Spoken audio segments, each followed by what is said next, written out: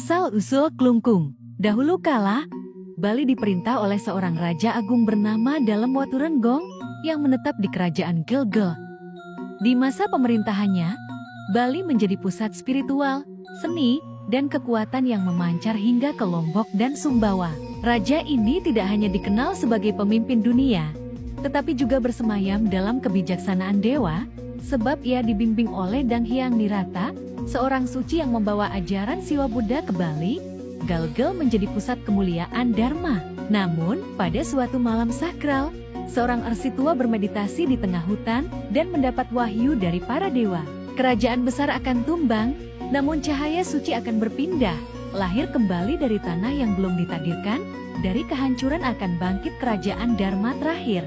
Wahyu itu kemudian diteruskan kepada Dalem Dimade, keturunan Waturenggong, sang Dalem, yang merasa tanda-tanda kehancuran mulai muncul di Gelgel, bersiap menjaga warisan leluhurnya. Ketika kerajaan Gelgel mulai goyah oleh pemberontakan dalam dan tekanan dari luar, Dalem Dimade mengikuti petunjuk leluhur dan membangun puri baru di sebuah dataran tinggi di timur laut Gelgel yang kemudian dikenal sebagai Klungkung. Di tempat itu, ia menancapkan taring naga dari Gelgel, simbol kekuasaan dan pelindung Dharma. Konon, tanah Klungkung bergetar halus saat taring itu ditanam, pertanda restu roh leluhur. Dari generasi ke generasi, raja-raja Klungkung disebut sebagai Dewa Agung, pemegang warisan suci yang dipercaya menyimpan keris pusaka Waturenggong, keris yang konon bisa berbicara dengan roh para leluhur jika malam Kajang Kliwon.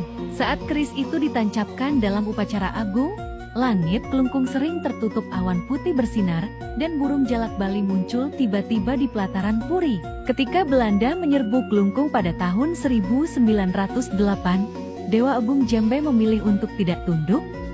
Ia memimpin puputan, perang suci hingga tetes darah terakhir. Legenda menyebutkan bahwa ketika Dewa Agung gugur, terdengar gamelan tak kasat mata di langit, dan bayangan putih melayang dari puri ke arah Gunung Agung.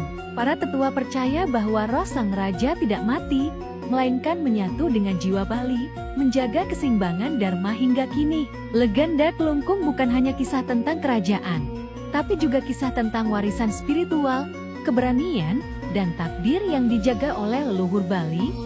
Klungkung menjadi lambang puri terakhir yang menjaga sisa kejayaan Bali kuno di tengah perubahan zaman.